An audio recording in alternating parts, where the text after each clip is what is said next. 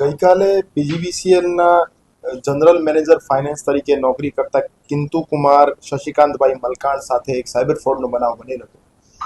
બનાવની હકીકત એવી હતી કે જે જનરલ મેનેજર ફાઇનાન્સ કિંતુ કુમાર મલકાણ છે એમને ગઈકાલે બપોરે એમના પીજીવીસીએલના એમડી સાહેબ કેતન જોશી સાહેબના પ્રોફાઇલ પિક્ચર રાખેલો અને એમના નામ લખેલું એક વોટ્સઅપ નંબરથી મેસેજ આવેલો કે હલો મલકાણ, હું મીટિંગમાં છું અને તાત્કાલિક મને આ અકાઉન્ટ નંબર ઉપર પીજીવીસીએલના ખાતામાંથી 45 લાખ રૂપિયા જેવાનું પેમેન્ટ કરી નાખો.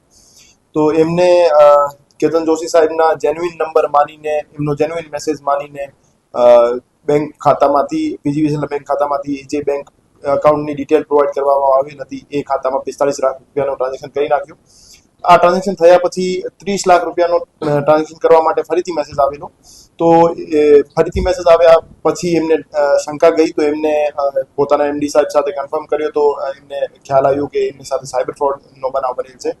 તો એના પછી એમને રાજકોટ શહેર સાયબર ક્રાઇમ પોલીસ સ્ટેશનનો સંપર્ક કર્યો અને જે એમની પાસે વિગતો હતી, બેંક અકાઉન્ટ નંબર અને વોટ્સએપ નંબર, એના આધારે જે બેંક અકાઉન્ટ ધારક અને વોટ્સએપ મોબાઈલ નંબર ધારક વિરુદ્ધ એક ગુનો દાખલ કરવામાં આવે છે અને એ ગુનાની તપાસ હાલ cyber crime police station Rajkot શહેરમાં ચાલી રહી છે.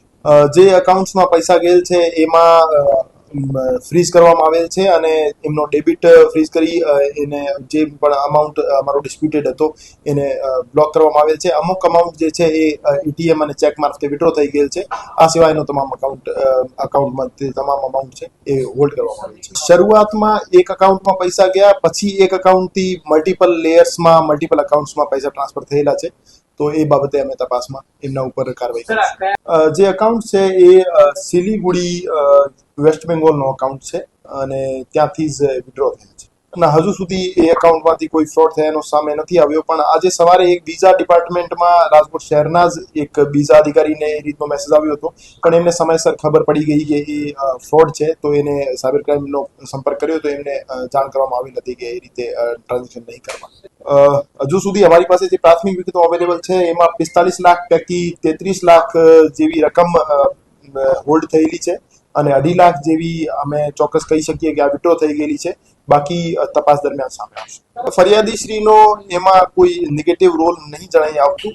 ફરિયાદીનો જેન્યુઇનલી એવું માનવું હતું કે સાહેબે મને પર્સનલ નંબરથી મેસેજ કરીને અર્જન્ટમાં કીધું છે એટલે એને ભરોસો કરી લીધો. પણ હું તમામને અવેર કરવા માંગુ છું કે એ રીતે આપ એક પણ અમાઉન્ટનો એક પણ નાનો ટુકડો પણ કોઈને ટ્રાન્સફર કરો તો એના પહેલા આપ એક વખત એટલીસ્ટ ટેલિફોનિક કન્ફર્મેશન લઈ લો.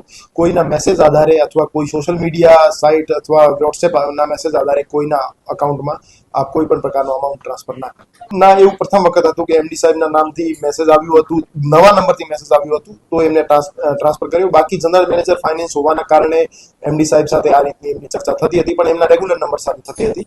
એ નવા નંબરથી પહેલી વખત ટ્રાન્સફર.